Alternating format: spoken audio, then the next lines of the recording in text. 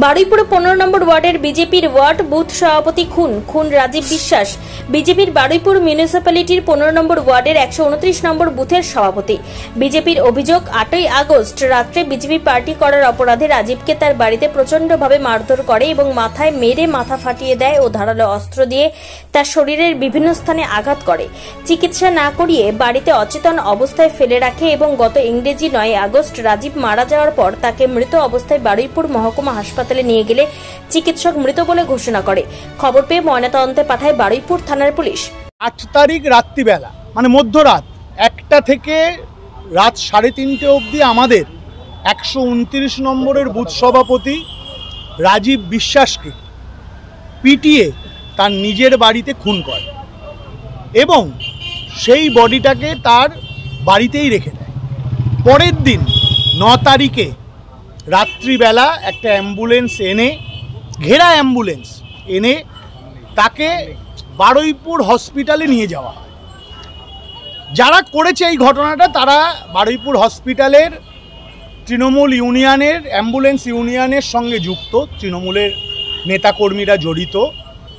আমরা খবর পাওয়ার সঙ্গে সঙ্গে এই দেখুন আপনাদের একটা ছবি দেখাই। এটা 9 তারিখ রাত্রিবেলায় আমরা বারুইপুর হসপিটালের রাত 1:30টার ফুটেজ। সঙ্গে সঙ্গে আমরা আধিকারিকদের জানাই যাতে বডিটা না বেরোয়, তারা আটকে দেয়।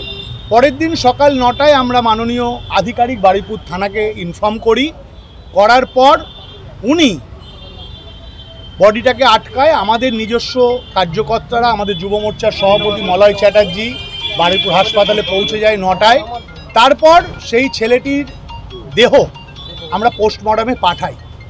একটা নৃশংসভাবে একটা 22 বছরের ছেলেকে বিজেপি করার অপরাধে এবং একটা অসাধু প্রমোটার চক্র তার সম্পত্তিটাকে নেবে বলে, যার মধ্যে বারুইপুরের তৃণমূল নেতা, প্রভাবশালী নেতা এবং তার ছেলে জড়িত।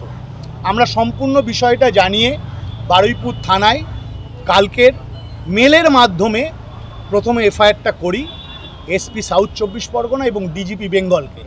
আজকের আমাদের সঙ্গে রাজ্য কমিটির সভাপতি মাননীয় উত্তম কর মহাশয় আছে এবং আমাদের যুব মোর্চার সভাপতি মলয় চ্যাটার্জি, আমরা সবাই মিলে বারুইপুর থানার আধিকারিককে এসে এফআইআরটা জমা দিই।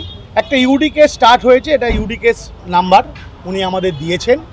উনি আশ্বস্ত করেছেন যে 7 দিনের মধ্যে পোস্টমর্টম রিপোর্টটা নিয়ে আসার পর আমরা যাদের বলেছি তাদেরকে গ্রেপ্তার করবেন এবং আমরা বিচার পাবো, এটা উনি আমাদের আশ্বস্ত করেছেন।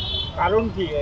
কারণ কি? দেখুন, কারণটা হচ্ছে, প্রথম কথা ছেলেটি বিজেপি করে, এটা 1 নম্বর। 2 নম্বর হচ্ছে তার জমিটা কিভাবে নেওয়া যায়, তার জমিটা কিভাবে নিয়ে প্রমোটিং করা যায়, এটা হচ্ছে 2 নম্বর কারণ। এই ঘটনাটা হওয়ার সঙ্গে সঙ্গে আমরা মাননীয় বিরোধী দলনেতা এবং শঙ্কুদেব পান্ডা মহাশয়ের সঙ্গে যোগাযোগ করি। কালকে সারা দিন ওনাদের অফিস থেকে যোগাযোগ করে যাবতীয় মেল কমপ্লেন লজ করা, ওনারা আমাদের সহযোগিতা করেছে। ওনাদের মূল বক্তব্য যে আমাদের বিজেপির একটা নিচুতলার কর্মী থেকে ওপরতলার কর্মী অবধি কোনো বিপদে পড়লে তারা সঙ্গে আছে, একটা পরিবার আমরা এর ন্যায় বিচার পাবো, বিরোধী দলনেতা আমাদের আশ্বস্ত করেছে।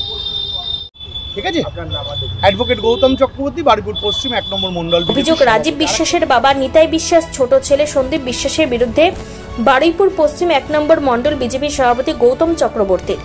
অভিযোগ, বাবা ও ছোট ভাই তৃণমূলের সক্রিয় কর্মী। যদিও 15 নম্বর ওয়ার্ডের কাউন্সিলর অর্চনা মল্লিক বলেন এই ঘটনায় তৃণমূলের কোনো যোগ নেই, পারিবারিক বিষয়।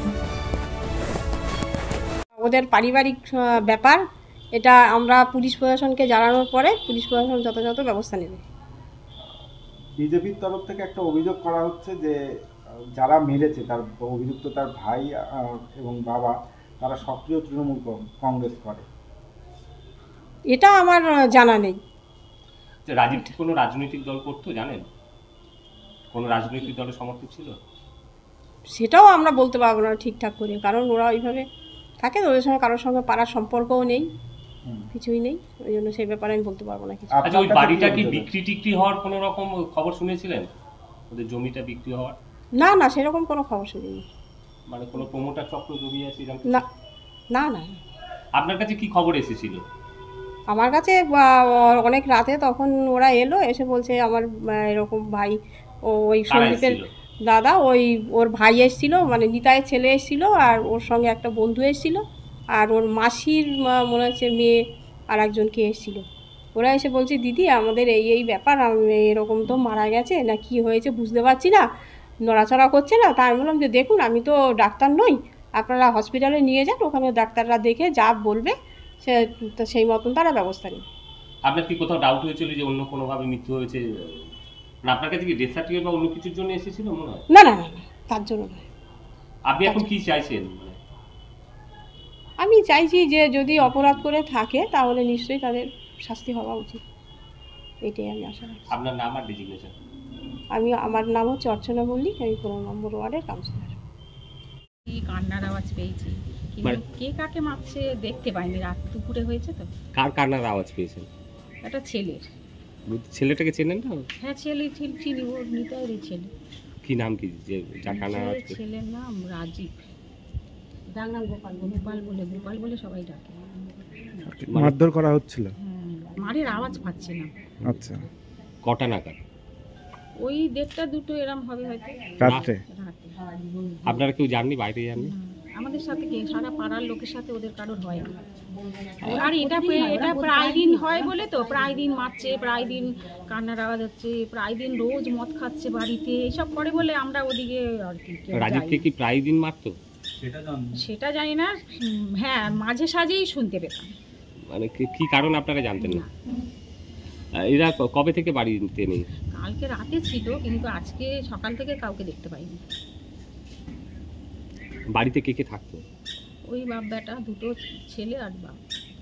জমিটা কি কোনো বিক্রি টিক্রি কোনো খবর টবর শুনেছেন? ওই জমিটা বিক্রি কোনো প্রমোটার কাছ থেকে দেখেছেন? আসতে দেখি, কিন্তু ফাইনাল কিছু জানি না। কাদের কাছ থেকে দেখেছেন? তাদের আমরা চিনি না। মানে তার কি, মানে কি করে তারা? তাও চিনি না। ওই বিক্রি কিনবে বলে দেখতে আসে। মানে প্রমোটাররাই আসতো? হ্যাঁ, সেটা প্রমোটার কিনাও আবার আমি চিনি না। তাদের দেখি কিছু লোক, বাইরের লোক আসলো, দেখলো, চলে গেল। বাইরের লোক আসতো তারা? মারা মানে জমিটা কি মাপজোক টাপজোক কিছু হচ্ছিল? না দেখিনি, সেটা হয়নি। মারধর করা হচ্ছিল, আপনারা কেউ কিছু বলেননি না? এটা সত্যি? আমাদের সাথে ওদের হয় না, রিলেশন নেই। আর মারধরটা প্রায় সময় হয় বলে, প্রায় সময় বাড়িতে মদ খাচ্ছে, প্রায় সময়। তারপর থেকে আর কোনো খোঁজ পেয়েছেন সেদিনকে রাতের পর থেকে? কিছু শুনেছেন মারা মারা গেছে? গেছে শুনেছেন? হ্যাঁ মারা গেছে শুনেছি।